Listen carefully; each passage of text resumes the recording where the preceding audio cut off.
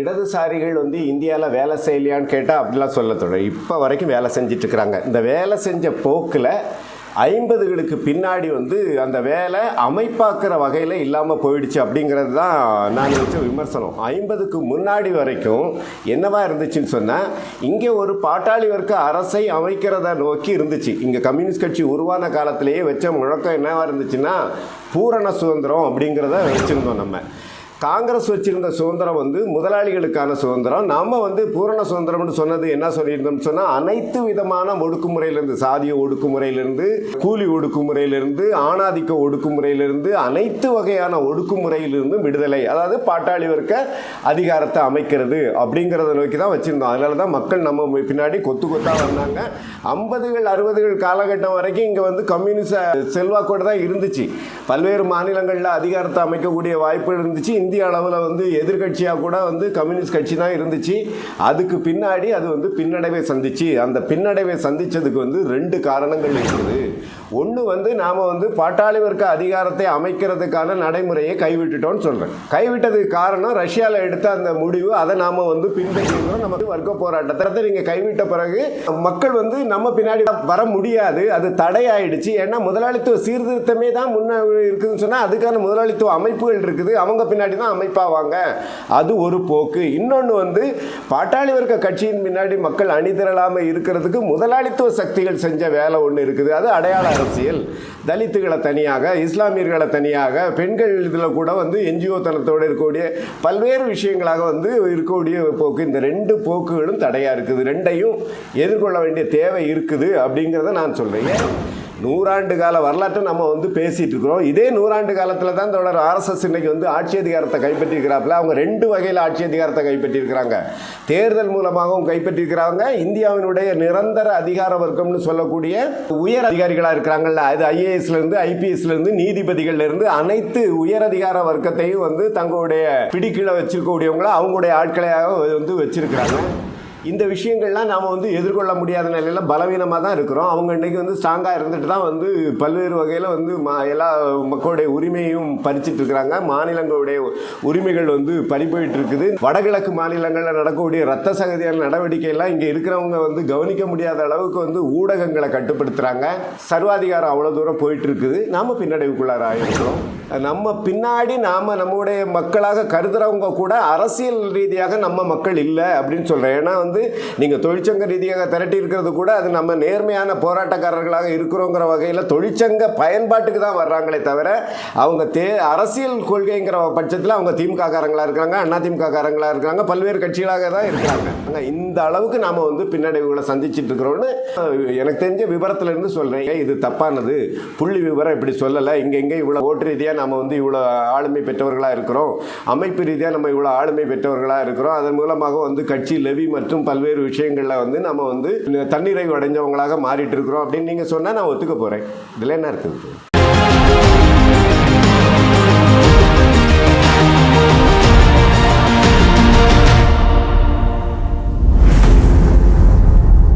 தோழர்கள் எல்லாருக்கும் வணக்கம். நான் தோழர்களோட இணைஞ்ச வகையில் இந்த சமூகத்தை கற்றுக்கிறதுக்கான முயற்சியை செஞ்சிட்டு இருக்கக்கூடிய ஒரு சராசரி மார்க்சிய மாணவர்.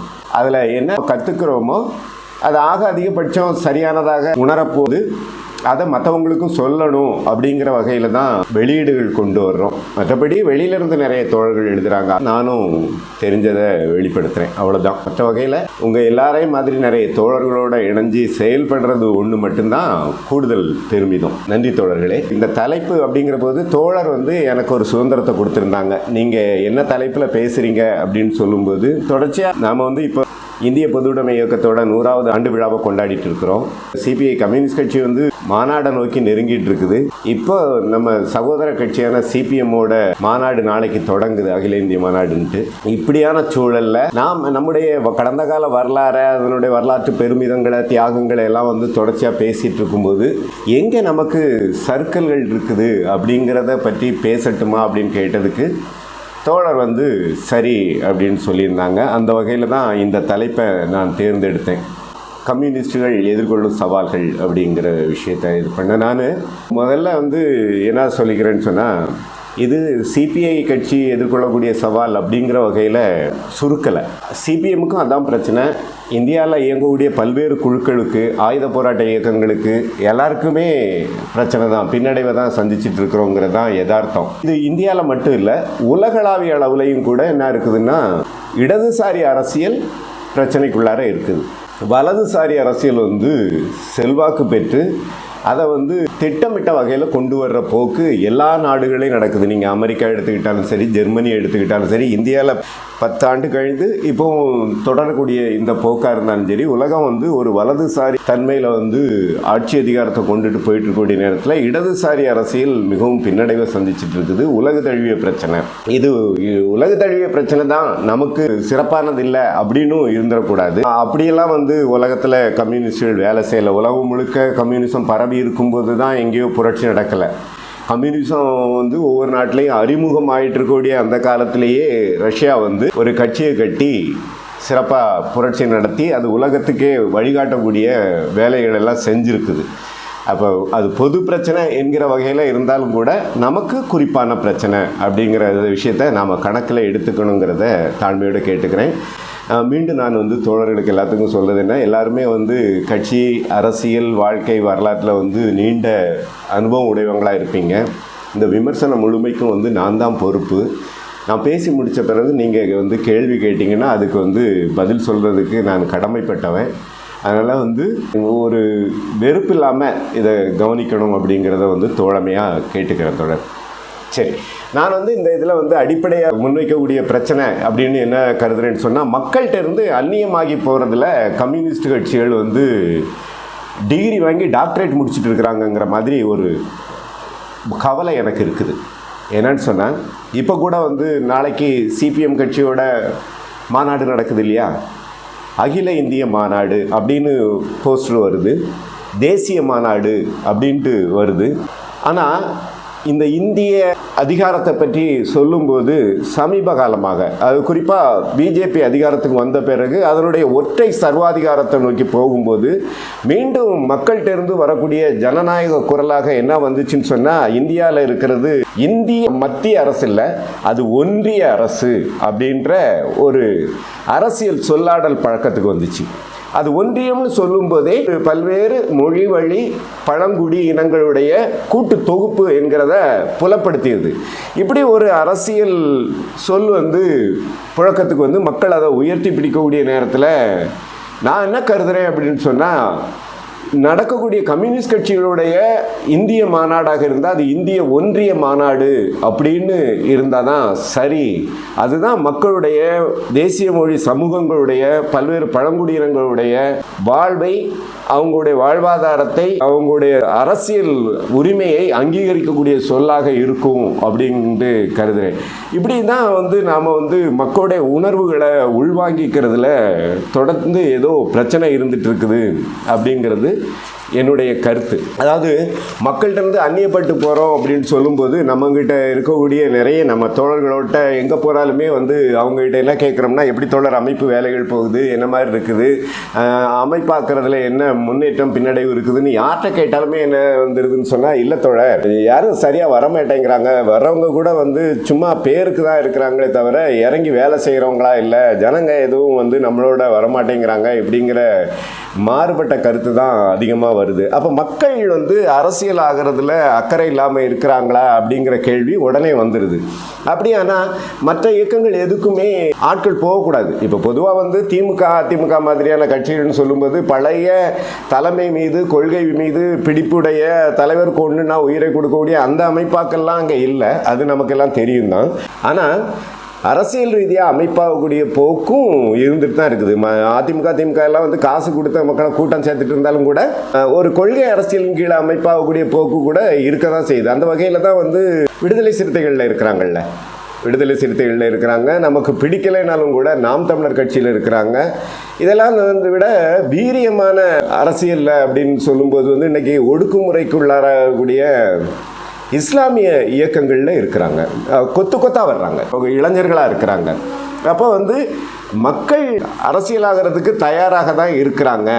நாம் அரசியல் அவங்கள அமைப்பாக்குறதுல ஏதோ பிரச்சனை இருக்குது அப்படின்றத தான் நம்ம கவனத்தில் எடுத்துக்கணும் அப்படின்னு நினைக்கிறேன். இந்த மக்கள்கிட்ட இருந்து அந்நியப்பட்டு போகிறதுல 2 பிரச்சனைகள் இருக்கிறதாக நான் கருதுகிறேன். ஒன்று, நம்ம அகக்காரணிகள்னு ஒன்று இருக்குது, இன்னொன்று வந்து நம்ம மீது திணிக்கப்பட்ட புறக்காரணி இருக்குது. இப்படி 2ஆக பார்க்கணும். பல்வேறு போக்குகள் இருந்தாலும் இந்த 2ம் முக்கியத்துவம் உடையதாக நான் கவனிக்கிறேன். அதில் முதல் பிரச்சனை அப்படின்னு சொல்லும்போது நமக்கு எல்லாத்துக்குமே தெரியும், மார்க்சியங்கிறது வந்து என்னன்னு சொன்னால் மற்ற எல்லா தத்துவங்களை விட இது விஞ்ஞானபூர்வமானது அப்படின்னு சொல்லும்போது எல்லா தத்துவங்களும் உலகத்தை விளக்கப்படுத்துது, வியாக்கியானப்படுத்துது, இப்படி தான் இருக்குன்னு சொல்லுதுங்கிறத விடுத்து மார்க்சியம் வந்து இந்த உலகத்தை மாற்றி அமைப்பதற்கான நடைமுறையை முன்வைக்கிறது அறிவியல் பூர்வமாக. அப்புறம் மார்க்சியங்கிறது நடைமுறை தத்துவம் அப்படிங்கிறது முக்கியமானது.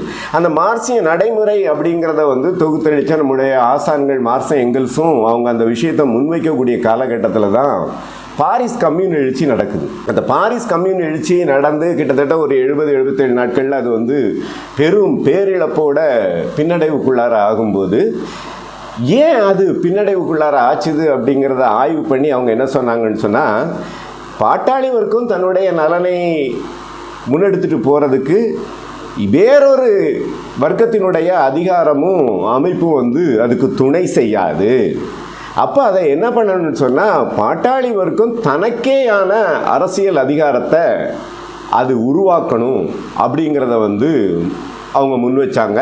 இது வந்து மறுக்க முடியாதது அப்படிங்கிறத ஆதாரபூர்வமாக அறிவியல் பூர்வமாக விளக்கியிருக்கிறாங்க. இதை தான் வந்து தோழர் லெனின் வந்து என்ன பண்ணாங்கன்னா, அதை கட்சியாக அமைப்பு வடிவமாக முன்னெடுத்துட்டு போகும்போது அது பாட்டாளி வர்க்க அரசை உருவாக்குகிற தன்மையோடு தான் கட்சி வளர்ச்சி பெற்றது அப்படிங்கிறத நம்ம புரிஞ்சுக்கணும். ஒரு பாட்டாளி வர்க்க அரசு உருவாகிறதுங்கிறது வந்து புரட்சி நடந்து எல்லாரையும் மைதானத்துக்கு கூப்பிட்டு அல்லது அரங்கங்களாக அவங்கள உட்கார வச்சு, அரசுனா என்னதுங்க, நீங்கள் வந்து கலெக்டராக இருப்பீங்க, நீங்கள் வந்து கிளர்க்காக இருப்பீங்க, நீங்கள் வந்து ஒரு ஃபிட்டராக இருப்பீங்க, அப்படி இல்லை. அது வந்து புரட்சியின் ஊடாகவே அரசு அமையுது அப்படிங்கிறது தான் என்ன பண்ணுவாங்கன்னா சோவியத்துகள் அமைகிறது அப்படிங்கிறத பற்றி சொல்லுவாங்க. நடைமுறை ரீதியாக பகுதி வாரியாக மற்ற அரசியல் அதிகாரத்தை முறியடித்து அங்கே மக்கள் அதிகாரத்தை உருவாக்குறது அப்படிங்கிறது பொருள். அப்போ பாட்டாளி வர்க்க அமைப்பாக்குதல், கட்சி கட்டுதல் அப்படிங்கிறதே என்ன அர்த்தம்னு சொன்னால் வர்க்க எதிரிகளோட மோதுறதோட சம்பந்தப்பட்டது அப்படிங்கிறத நாம் உள்வாங்கிக்கணும். அதாவது உதாரணத்துக்கு ரொம்ப எளிமையாக புரிஞ்சுக்கணும்னு சொன்னால், இப்போ இந்தியாவை பொறுத்த வரைக்கும் அது பாட்டாளி வர்க்க கட்சியை கட்டும்போதே நாம் வந்து அதிகாரத்தை நோக்கி நகர்ற போக்கு எப்படி இருக்குங்கிறத தெரிஞ்சுக்கிறதுக்கு நம்ம இந்திய சமூக அமைப்பில் வந்து இப்போ சாதிய பிரச்சனை இருக்குது. நீங்கள் ஒரு பகுதியில் வந்து சாதிய சிக்கலை எதிர்கொள்கிறீங்கன்னு சொன்னால் சாதி ஆதிக்கவாதிகளோட முரண்படுறோம் அப்படின்னு அர்த்தம். சாதி ஆதிக்கவாதிகளோட முரண்படுறதுங்கிறது வந்து அவங்க வந்து நம்ம மீது சட்டவிரோதமான வன்முறைகளை நிகழ்த்துறாங்க, அதை எதிர்கொள்கிறோங்கிறத அர்த்தம்.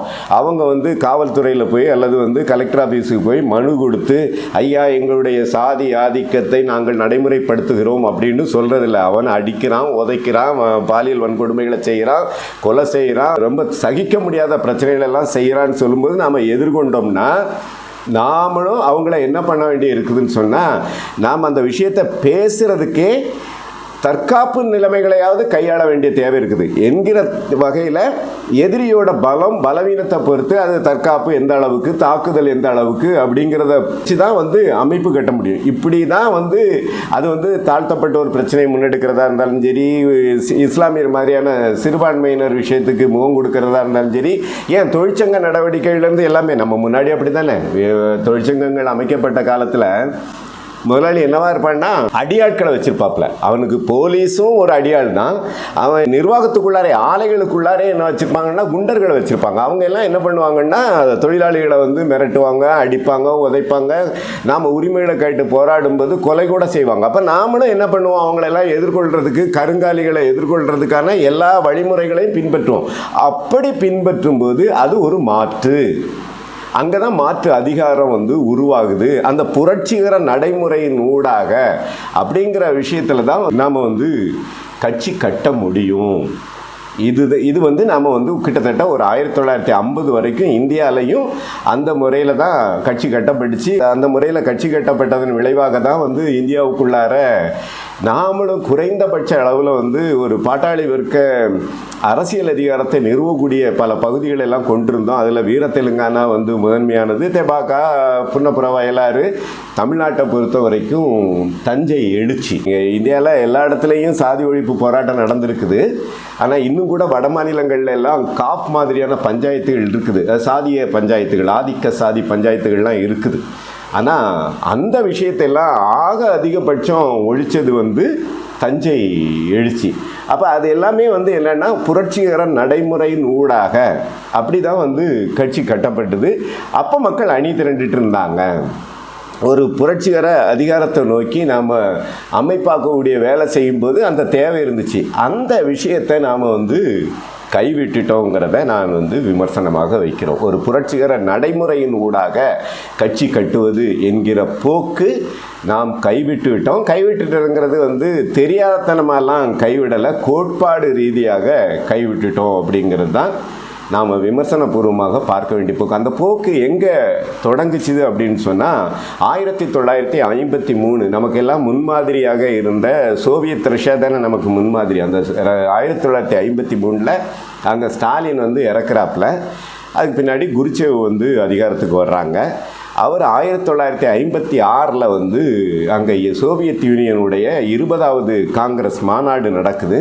அந்த மாநாட்டில் தான் உலகத்தை கம்யூனிச அரசியலை புரட்டி போட்ட ஒரு விஷயம் வந்து நடந்துச்சு. அது என்னன்னு சொன்னால் அமைதி வழியிலான மாற்றம் அப்படிங்கிற விஷயத்தை அவர் முன் வச்சாப்புல.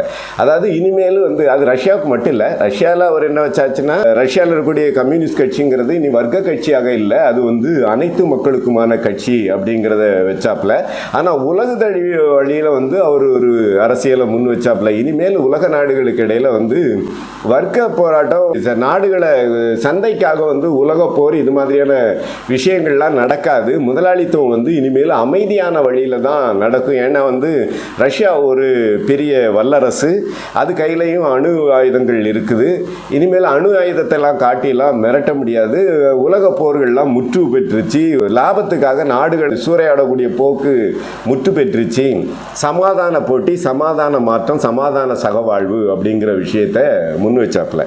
அந்த இதில் தான் வந்து அவர் என்ன இனிமேல் உலக நாடுகள், அதாவது முதலாளித்துவ நாடுகள் இருக்கக்கூடிய கம்யூனிஸ்ட் கட்சிகள் கூட என்ன பண்ணிக்கணும்னு சொன்னால் அது வந்து வர்க்க போராட்டம் என்கிற பழைய பாதையை வந்து பின்பற்ற வேண்டிய அவசியம் இல்லை. அதாவது பாட்டாளி வர்க்கத்தினுடைய அடிப்படை சக்தியாக இருக்கக்கூடிய தொழிலாளர்களையும், அவங்களுடைய நட்பு சக்தியான விவசாயிகளையும், அவங்களுடைய ஆதரவு சக்திகளான குட்டி முதலாளிகள், அறிவுஜீவிகள், தேச பக்தர்கள், அது நம்ம தேசிய ஆற்றல்கள்னு சொல்லுவோம்ல, அவங்கள எல்லாத்தையுமே அணி சேர்க்கிறதன் மூலமாக ஆளும் வர்க்க சக்திகளை, அதாவது வந்து முதலாளித்துவ சக்திகளை வந்து நம்ம தடுத்து நிறுத்திட முடியும். முதலாளித்துவ ஜனநாயகத்தின் முறையிலேயே நாம் வந்து முன்னேற முடியும் அப்படிங்கிற ஒரு விஷயத்தை வந்து அவங்க முன் வச்சாங்க. அதை வந்து நாம் வந்து இந்தியாவில் இருக்கக்கூடிய தேர்தல் பாதையில் இருக்கக்கூடிய கட்சிகள் ரெண்டுமே, பிரதானமான 2 கட்சிகளும் பின்பற்றிட்டோம். அந்த போக்கு என்ன பண்ணிருச்சுன்னு சொன்னால் நம்ம வந்து இன்றைக்கி முதலாளித்துவ பாதையின் ஊடாக போகிறது அப்படிங்கிற வகையில் வந்து வர்க்க எதிரிகளோட மோதுறது, ஒரு சாதி ஆதிக்கவாதிகளை எதிர்கொள்வதாக இருந்தாலும் சரி, இஸ்லாமிய சில விஷயங்களெல்லாம் நம்ம கையே விட்டாச்சு. இப்போ இஸ்லாமிய சமூகத்தினுடைய பிரச்சனைகள்லாம் நம்ம கையில் இல்லை, அது அவங்களுடைய அரசியலுக்குள்ளார போயிடுச்சு. இப்படி சாதிய பிரச்சனையாக இருந்தாலும் சரி, தொழிலாளர் விவசாயிகள் மாதிரியான பிரச்சனையாக இருந்தாலும் சரி, அது எல்லாமே வெறும் சட்டவாதத்துக்குள்ளார முதலாளித்துவ அணுகுமுறைகளுக்குள்ளாரையே வந்து நாம் வந்து அதை வந்து கையாள்றது என்கிற வழிமுறையை பின்பற்றின பிறகு நம்ம வந்து முதலாளித்துவ பாதை தான் அப்படின்னு சொல்லி வச்சிட்டோம்னா மக்கள் எதுக்கு நம்மக்கிட்ட வரணும்? அது ஒரு கேள்வி தானே. முதலாளித்துவ பாதையை வந்து முதலாளித்துவ நேர்மையோடு பேசக்கூடிய சக்திகள் இருக்கிறாங்க. திமுகலாம் அதுக்கு தான் இருக்குது. அவங்க இன்னும் திறமாக பேசுகிறாங்க. எந்த வழிமுறையை பின்பற்றுமோ அதுக்கான இதில் தானே மக்கள் போவாங்க. அந்த பிரச்சனை வந்து நமக்குள்ளார இருக்கக்கூடிய முதன்மையான பிரச்சனைன்னு கருதுறேன். நம்ம வந்து ஒரு பாட்டாளி வர்க்க சமூக மாற்றத்தை அடிப்படையாக கொள்ளாமல், பாட்டாளி வர்க்க அரசியல் அதிகாரத்துக்கான நடைமுறையை கை கொள்ளாமல், இந்த முதலாளித்துவம் இதனுடைய கார்ப்பரேட் மயமாக்கல், உலகமயமாக்கல்லாம் வந்து மக்களை வந்து இவ்வளவு கொடுமைகளுக்குள்ளார வச்சிருக்குது. நம்ம இதுக்கு மாற்று சோசலிசம், அடுத்து கம்யூனிசம், அதை அடைவதற்கான வழிமுறை அப்படிங்கிற விஷயத்தெல்லாம் முன்னெடுக்காத பட்சத்தில் மக்கள் எப்படி வந்து நம்ம பின்னாடி வருவாங்க? இது வந்து முதல் மக்கள்கிட்ட இருந்து அந்நியமாகி இருக்கிறதுல நம்முடைய அரசியல் பிழை அப்படின்னு நான் கருதுகிறேன். நாம் வந்து பாட்டாளி வர்க்க அரசியலை பின்னுக்கு விட்டோம் அல்லது வந்து கை கழுவிட்டோம் அப்படிங்கிறது தான் நம்ம அகக்காரணியாக இருக்கக்கூடிய சிக்கல். மாற்றுன்னு சொன்னால் இன்றைக்கி இவ்வளோ பிரச்சனை நடக்குது. நம்ம வந்து ஒடுக்கப்பட்ட மக்கள்கிட்ட மட்டும் இல்லை, பழங்குடியினங்கள் இன்றைக்கும் வந்து வீரம் தெரிந்த போராட்டங்களை நடத்திட்டு இருக்கிறாங்க. நீங்கள் இன்றைக்கி இந்தியாவில் இருக்கக்கூடிய விஷயமே என்னன்னு சொன்னால், நான் சமீபத்தில் எழுதின புத்தகம் வந்து ஒரே நாடு ஒரே அதிகாரம். கவனிக்கணும், ஒரே நாடு ஒரே தேர்தல், ஒரே சட்டம், ஒரே வரி, ஒரே கல்வி, இதெல்லாம் வந்து இதனுடைய அனைத்து பொருளும் என்னன்னு சொன்னால் ஒரே அதிகாரம் அப்படிங்கிறது தான் இது. ஏன் ஒரே அதிகாரம்னு சொல்லும்போது, உலகமயமாக்கலை தீவிரப்படுத்துவதற்கு இந்தியாவில் இருக்கக்கூடிய பல்வேறுபட்ட அதிகாரங்கள் வந்து தடையாக இருக்குது. அதனால் இது ஒற்றை சர்வாதிகாரத்துக்குள்ளார கொண்டு வரணும் அப்படிங்கிற அழுத்தம் வந்து கிட்டத்தட்ட 2000க்கு மேலேயே வந்து தொடங்கிருச்சு. அதை காங்கிரஸால் நடைமுறைப்படுத்த முடியாத பட்சத்தில் தான் தீவிரமாக யார் நடைமுறைப்படுத்துவாங்க அப்படிங்கிற வகையில் பிஜேபியை கொண்டு வந்தாங்க. பிஜேபியை கூட அது பிஜேபிங்கிறதுக்காக மட்டும் கொண்டு வரல, மோடியை முன்னிறுத்தி கொண்டு வந்தாங்க. ஏன்னு சொன்னால் அதுக்கு முன்னாடியே உலகமயமாக்கலை நடைமுறைப்படுத்துறதுக்கான வகையில் வந்து காங்கிரஸுக்கு மாற்றாக பிஜேபியை வச்சு பார்க்கலாம் அப்படிங்கிற போது வாஜ்பாய் பிரதமராக இருந்தார்ல, அவருடைய அணுகுமுறை கூட ஆளும் வர்க்கத்துக்கு அவ்வளோ பெரிய உகந்ததாக இல்லை. அவங்க ஒரு மூர்க்கனை எதிர்பார்த்தாங்க. உலகம் முழுக்க அதான் போக்கு. நீங்கள் ட்ரம்ப் எடுத்துக்கிட்டாலும் சரி, யாரை எடுத்துக்கிட்டாங்களும் சரி, இன்றைக்கி வந்து மூர்க்கன்கள் தான் முதலாளித்துவத்துக்கு தேவைப்படுது. அப்படி ஒரு மூர்க்கனாக வந்து மோடியை அவங்க தேர்வு பண்ண பிறகு அவங்க என்ன பண்ணுறாங்கன்னா, இந்த ஒரே அதிகாரத்துக்குள் தடையாக இருக்கக்கூடிய போக்குகளை வந்து உடைச்சாங்க. அதன் மீது தாக்குதல் நடத்தினாப்புல. அப்போ வந்து முதல்ல என்ன பண்ணப்பட்டுச்சுன்னு சொன்னால், இந்தியாவுக்குள்ளார மாநில அளவில் செல்வாக்கு பெற்ற அரசியல் தலைமைகளை எல்லாம் ஒழிக்கிறது அப்படிங்கிறது. அது வந்து நீங்கள் வடக்கெல்லாம் முன்னாடியே தொடங்கிருச்சு. லாலு பிரசாத் யாதவ்லேருந்து நீங்கள் பார்க்கணும், அப்புறம் முலாயம் சிங், அது பல்வேறு தலைவர்கள்லாம் இருக்கிறாங்க. அதனுடைய போக்கோட சேர்ந்த வகையில் தான் ஜெயலலிதாவோட விஷயமும் இருக்குது. இந்த விஷயத்தெல்லாம் நாம் வந்து கணக்கிலே எடுத்துக்கல. ஒரு ஒற்றை சர்வாதிகாரத்தை நோக்கி இந்த ஆட்சி அமைப்பு போகிறதுங்கிறதுக்கு மாறாக ஜெயலலிதா ஏதோ வந்து ஊழலால் வீழ்த்தப்பட்டாங்க அப்படிங்கிற வகையில் முதலாளித்துவத்துக்கு நாம் ஒரு முற்போக்கு மகுடத்தான் அணிவித்தோம். முதலாளித்துவம் ஊழலெல்லாம் சகிச்சிக்காது, முடிஞ்சால் வந்து அது வந்து அழிச்சிரும் அப்படிங்கிற அரசியல் பிழையை நம்ம செஞ்சோம். அது மாநிலங்கள் இந்த அளவில் இருக்கக்கூடியது மட்டும் இல்லை, இதை விட இந்திய அதிகாரத்துக்கு பெரிய பிரச்சனையாக இருக்கக்கூடிய இடங்கள் எதுன்னு சொன்னால் பழங்குடிகள் நிறைந்த பகுதிகள். நம்ம வந்து வடகிழக்கு மாநிலங்கள்னு சொல்கிறோம்ல, முன்னாடி 7 சிஸ்டர், இப்போ ஒரு எல்டர் பிரதிநிதம் சேர்த்துக்கிட்டு 8 மாநிலங்கள். அந்த மாநிலங்கள் எல்லாம் வந்து சிறப்பு அதிகாரம் பெற்றவை. நீங்கள் காஷ்மீருக்கு இருக்கிற மாதிரியான சிறப்பு அதிகாரங்கள் அவங்களுக்கு இருக்குது. அங்கே போய் அந்நியர்கள்லாம் நிலம் வாங்க முடியாது. வனங்கள்லாம் பழங்குடிகளுக்கு சொந்தம். நமக்கு வந்து சமதள பகுதியில் இந்த தமிழ்நாடு மாதிரி, கேரளா மாதிரி, கர்நாடகா மாதிரியான பகுதிகளில் இருக்கக்கூடிய பழங்குடி இனங்களுக்கு என்ன இதுன்னு சொன்னால், 2006 அந்த வன உரிமை சட்டம் தான் காட்டில் இருக்கிறதுக்கான உரிமையாகவும் கொடுக்குது. அந்த வன உரிமை சட்டம் எல்லாம் எங்களுக்கு தேவையில்லைன்னு மறுக்கிறவங்க அங்கே இருக்கக்கூடிய வடகிழக்கு பழங்குடி இனங்கள்லாம். ஏன்னா காடே அவங்கள்ட்ட தான் இருக்குது. அங்கே வந்து மக்கள் அதிகார அமைப்புகள் இருக்கிறாங்க, அவங்க பழங்குடிகளுக்கான அதிகார அலகுகள்னு இருக்குது. நீங்கள் இந்த மத்திய அரசோ மாநில அரசோ நிறைவேற்றக்கூடிய சட்டங்களை அவங்களுடைய அதிகார அலகுகள் அங்கீகரிக்காமல் நிறைவேற்ற முடியாது. அதை வலிஞ்சு திணிக்கிறதுக்கு நீங்கள் போனீங்கன்னா அவங்க வந்து சட்டமன்றத்துக்கெல்லாம் தீ வச்சிருவாங்க, முதலமைச்சர் வீடுகளுக்கு தீ வச்சிருவாங்க, பைப்லைன்லாம் போட்டால் வந்து குண்டு வச்சு தகர்த்துருவாங்க. அப்படி வந்து சிறப்பு அதிகாரம் பெற்ற பகுதிகள்லாம் இருக்குது. அது வந்து அந்த 8 மாநிலங்கள் மட்டும் இல்லை, நீங்கள் ஒடிசால இருந்து ஆந்திரா வரைக்கும் இருக்கக்கூடிய பழங்குடியினங்கள் அவங்க 5வது அட்டவணைன்னு ஏதோ இந்திய அரசியல் அமைப்பில் சிறப்பு அதிகார பிரிவுக்குள்ளார வர்றாங்க. அங்கேயும் வந்து அவங்களுடைய பங்கேற்பு இல்லாமல் எதுவும் செய்ய முடியாது. இந்த பழங்குடி இனங்கள்லாம் என்ன வச்சிருக்கிறாங்கன்னு சொன்னால், தங்களுடைய அதிகாரம் அப்படின்ற வகையில் வந்து ஒரு சுயேட்சையான அரசியல் தன்னாட்சி அதிகாரங்கள்னு சொன்னோம்னா அதிகபட்சமான தன்னாட்சி அதிகாரங்களை வச்சிருக்கிறாங்க. இந்த அதிகாரத்தை எல்லாம் வந்து அடைகிறதுக்கான வகையில் அல்லது மேலும் வந்து வளப்படுத்துறதுக்கான வகையில், அதை வளர்த்தெடுத்துட்டு போகிறதுக்கான வகையில் மக்கள் போராட்டங்கள் நடக்குது. உண்மையிலே கம்யூனிஸ்டுகள் இன்றைக்கி வந்து தீவிரமாக எங்கே போராட்டம், வர்க்க போராட்டம் தீவிரமாக நடக்குதோ அங்கே தானே கம்யூனிஸ்டுகள் இருக்கணும். அப்படின்னா நாம் எங்கே இருந்திருக்கணும்னு சொன்னால் அவ்வளோ வீரம் மிகுந்த போராட்டம் நடக்கக்கூடிய அந்த மக்கள்கிட்ட இருந்திருக்கணும். ஏன் இல்லை அப்படின்னு சொல்லும்போது, நாம் இந்த இந்திய அதிகாரத்தை, இந்த இந்திய அரசை அவ்வளோ தூரம் வந்து உயர்த்தி பிடிக்கிறவங்களா இருக்கிறோம் அப்படின்னா மக்களுக்கு எதிராக இருக்கிறோம்னு அர்த்தம். அதை தான் நான் வந்து முதல்ல சொன்னேன். அகில இந்திய மாநாடு, தேசிய மாநாடு, இந்த பொருள்லாம் என்ன சொல்லுதுன்னு சொன்னால் அந்த மக்களுக்கு எதிரான உணர்வு நிலையை தான் அது தோற்றுவிக்குது அப்படிங்கிற விஷயத்த கவனத்தில் எடுத்துக்கணும் அப்படிங்கிறது. அதாவது நான் இந்த விஷயத்தில் சொன்ன ஒரு இது என்னன்னு சொன்னால், கட்சி ஒரு பாட்டாளி வர்க்க நடைமுறையின் ஊடாக, வர்க்க போராட்டத்தின் ஊடாக பாட்டாளி வர்க்க அதிகாரத்தை அமைக்கிறதுக்கான நடைமுறைகளை கணக்கில் எடுக்கிற விஷயத்தை வந்து கவனத்தில் எடுத்துக்கணும். அப்படி இல்லாமல் நாம் வந்து நிறைய போராட்டம், ஈரம் தெரிந்த போராட்டங்கள்லாம் நடத்துகிறோம், இப்போ கூட உயிரை கொடுத்துட்ருக்குறோம். அதெல்லாம் வந்து மக்கள் அப்படி வந்து கவனத்தில் எடுத்துக்க மாட்டாங்க. ஏன்னு சொன்னால் நாம் வந்து ஒன்று வந்து கவனிக்கணும், ஸ்டேன் சாமியார் மாதிரியான பல பேரும் கூட வந்து உயிரை கொடுத்து போராடுறாங்க. அதனால் வந்து அது அவர் ஒரு அரசியல் சக்தியெல்லாம் மாறிட முடியாது.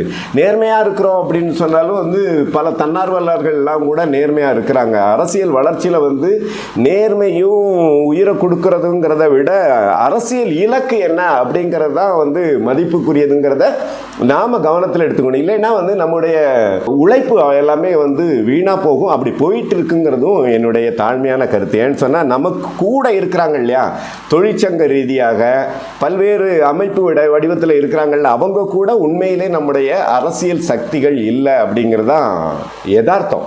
நீங்கள் தொழிற்சங்கங்கள்லாம் வந்து நம்ம நேர்மையாக போராடுவோம், உரிமைகளை பெற்று தருவோம், மற்றவங்கள மாதிரி அதில் ஏமாற்ற மாட்டோம் அப்படிங்கிற வகையில் நம்மளோட நிற்கிறாங்க. ஆனால் அவங்க வந்து நம்முடைய அரசியல் சக்திகளாக நிற்கிறாங்களாங்கிறத நீங்கள் தேர்தலில் பார்த்தாலே தெரிஞ்சு போயிடும். அவங்க ஓட்டெல்லாம் நமக்கு இல்லை.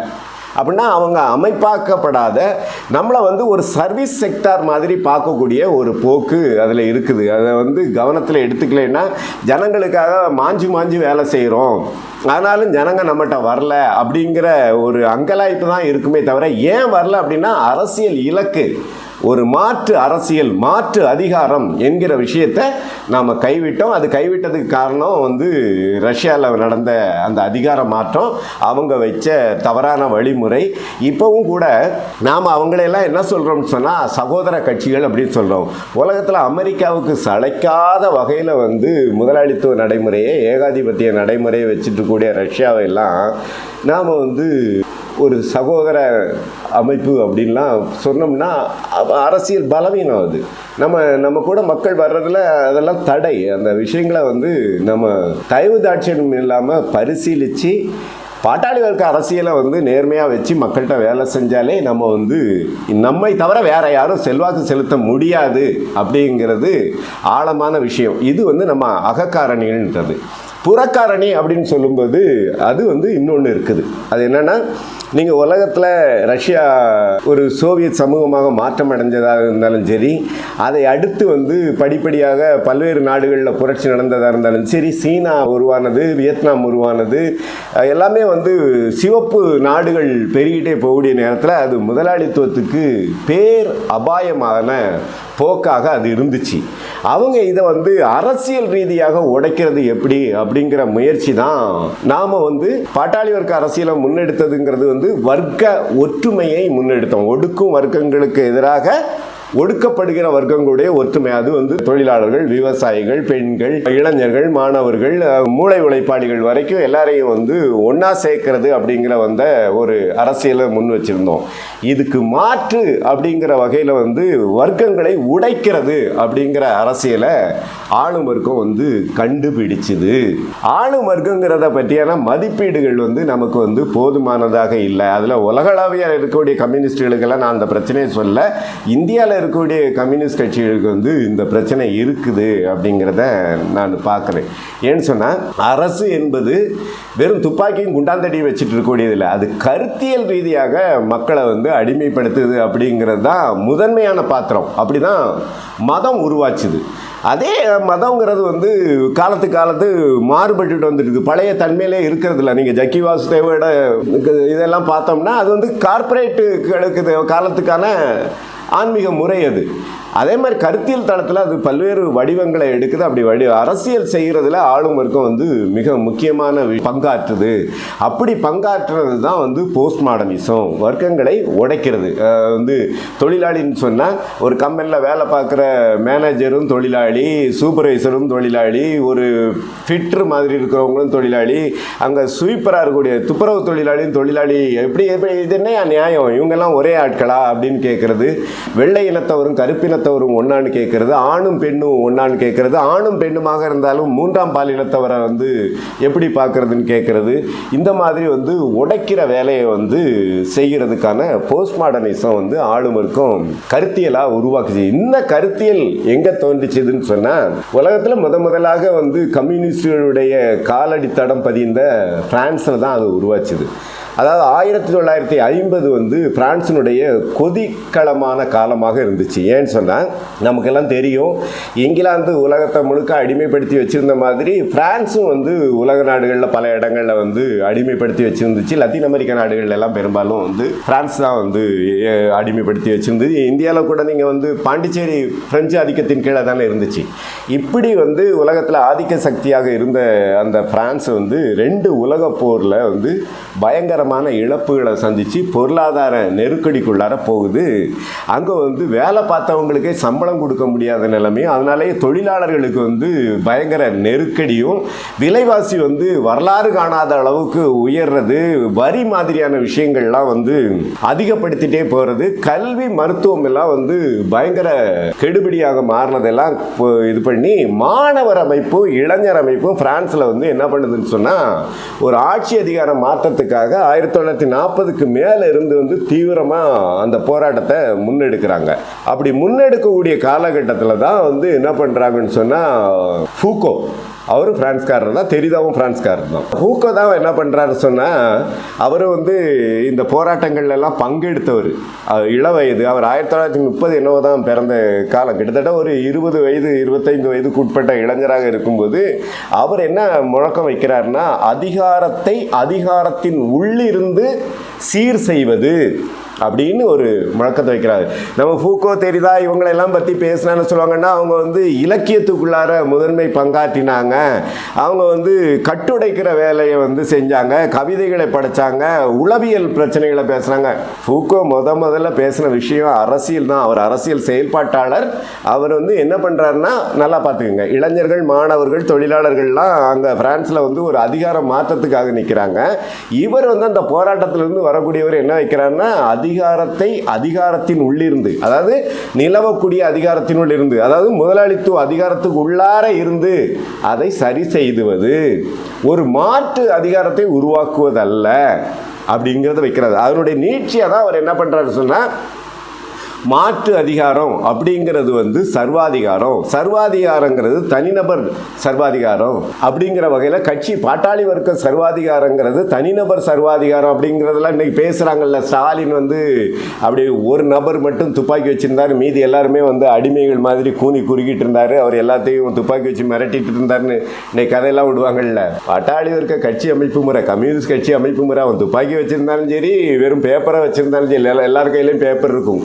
குண்டாந்தடி இருந்ததுன்னா எல்லார் கையிலையும் குண்டாந்தடி இருக்கும், துப்பாக்கி இருந்ததுன்னா எல்லார் கையிலையும் துப்பாக்கி இருக்கும். அதனால் தனிநபர் சர்வாதிகாரம்லாம் கிடையாது. இந்த கதையெல்லாம் உருவாகிறதுக்கான அடிப்படையில் ஃபூகோவுக்கும் ஒரு பங்கு இருக்குது. அவர் என்ன பண்ணார்னா, நீங்கள் வந்து அதிகார மாற்றம் அப்படிங்கிறது வந்து பாட்டாளி வர்க்கம் அப்படிங்கிறது அது தொழிலாளி வர்க்கங்க மட்டும் பிரதிபலிக்கும், மற்ற வர்க்கங்கள்லாம் புறக்கணிக்கப்படும். தொழிலாளி வர்க்கங்கிறதும் வந்து லீடர்ஷிப்பை தான் இது பண்ணும். அந்த வகையில் வந்து தனிநபர் சர்வாதிகாரமாக மாறும் அப்படிங்கிற எல்லா சீரழிவையும் உருவாக்கினது அவர் அதுக்கு ஒரு கோட்பாட்டு முலாம் பூசினவர் அவர். அந்த விஷயத்தை ஆளுநருக்கும் பிடிச்சிக்குது, தேவை இருந்துச்சு. ஏன்னா பாட்டாளி வர்க்க அதிகாரம், பாட்டாளி வர்க்க நாடுகள் எல்லாம் அப்படி விரிவடைஞ்சிட்டு வரக்கூடிய நேரத்தில் உலகம் 2 முகாமா இருக்குது தானே. உலகத்தின் முன்னாடி 2 பாதைகள் இருக்குது. உலகம் எந்த வழியில முன்னேறது, முதலாளித்துவ பாதையா அல்லது வந்து புரட்சிகர பாதையா அப்படிங்கிறது வந்து உலகத்துக்கு முன்னாடி இருந்தது. அதுல வந்து புரட்சிகர பாதை தான் செழுமையானதுங்கிறத மக்கள் உணர்ந்துட்டு இருக்கிறாங்க. முதலாளித்துவ பாதை வந்து சிக்கலானதுங்கிறத அமெரிக்கா தவிர எல்லா நாடுகளுமே அனுபவிச்சுட்டு இருந்த காலகட்டம். ஏன் அமெரிக்கா தவிர அப்படின்னு சொல்லும்போது 2 உலக போர்லையும்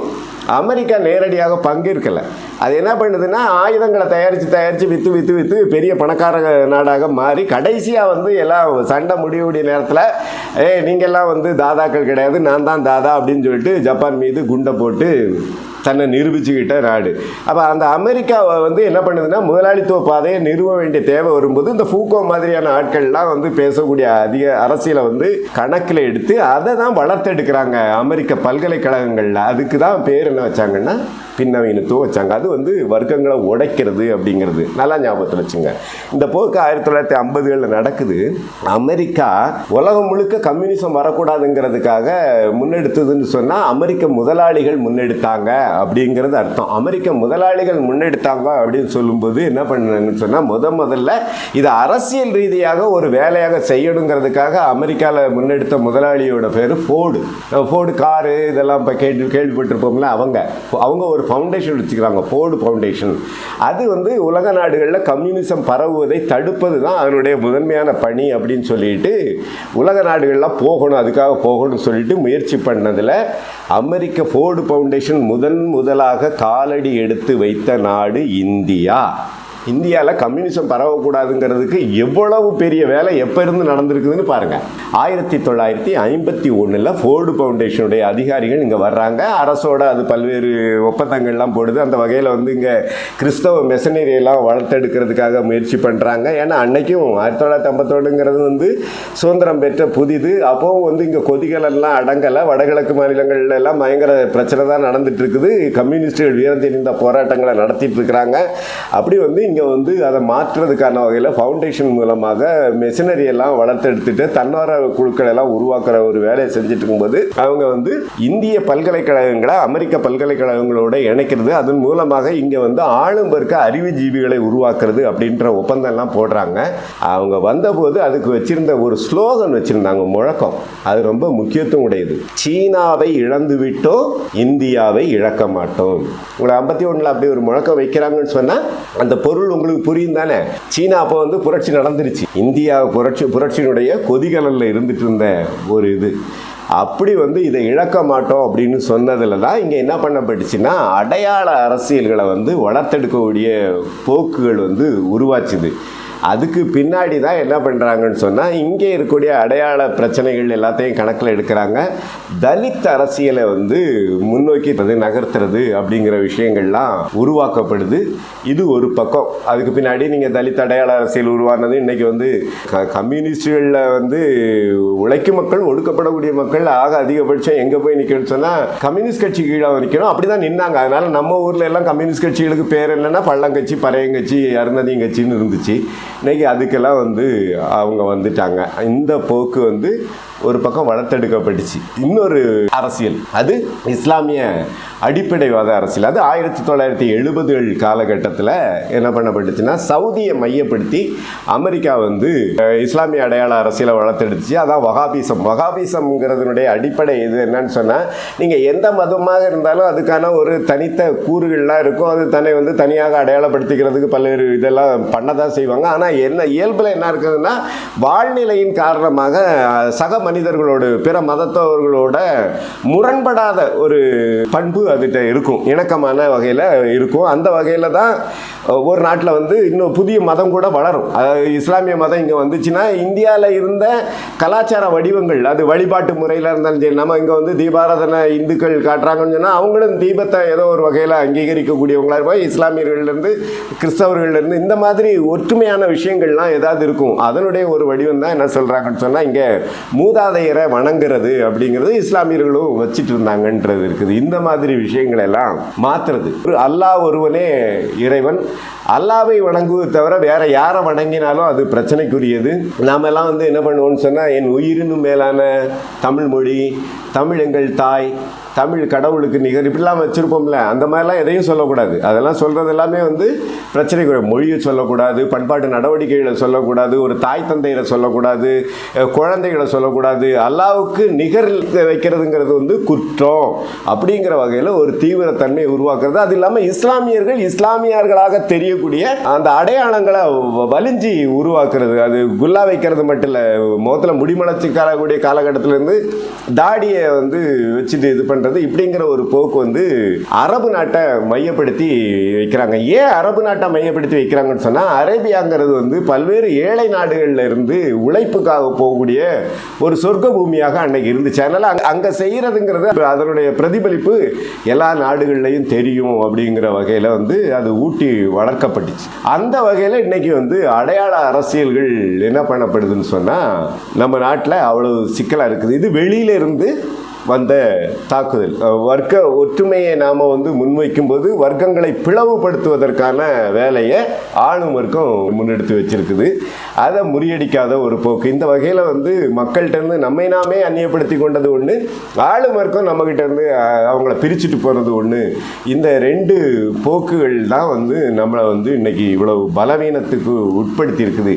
இந்த போக்குகளை முறியடிக்காமல் கம்யூனிஸ்ட் கட்சி கட்ட முடியாதுங்கிறத நான் உறுதியாக உங்கள் முன்னாடி வைக்கிறேன். நீங்கள் அதுக்கு எல்லா வகையிலையும் பரிசீலித்து பார்க்கலாம். அதாவது ஒரு கம்யூனிஸ்ட் கட்சியினுடைய தலைமை, அது மாவட்டத்தில் இருந்தாலும் சரி, நகரத்தில் இருந்தாலும் சரி, மையத்தில் இருந்தாலும் சரி, மாநிலத்தில் இருந்தாலும் சரி, எல்லாரும் என்ன பண்ணுவாங்கன்னு சொன்னால், ஒன்று மக்களோட இருப்பாங்க, இன்னொன்று மக்கள் பிரச்சனையை ஆய்வு பண்ணுறவங்களோட இருப்பாங்க.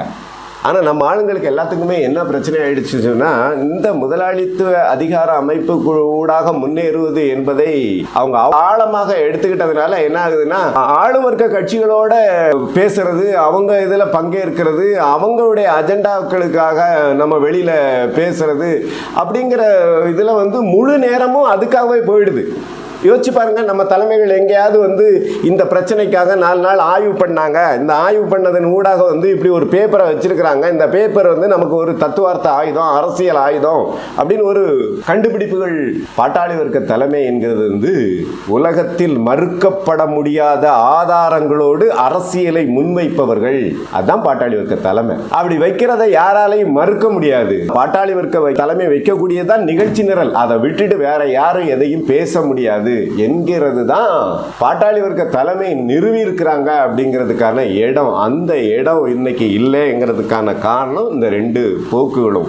கட்சி புரட்சிகர நடைமுறையை கைவிட்ட ஒரு போக்கையும், கட்சியை மக்கள்கிட்ட இருந்து அந்நியப்படுத்துறதுக்காக எடுத்து வைக்கப்பட்ட பின்னவீனத்துவம் அடையாள அரசியலுடைய 2 போக்கையும் முறியடிக்கலைன்னா கம்யூனிஸ்ட் கட்சிகள் வளர்ச்சி அடைகிறது சிக்கல் தான் அப்படிங்கிறது தான் என்னுடைய கருத்து. நான் இதோட நிறுத்திக்கிறேன். நன்றி தோழர்.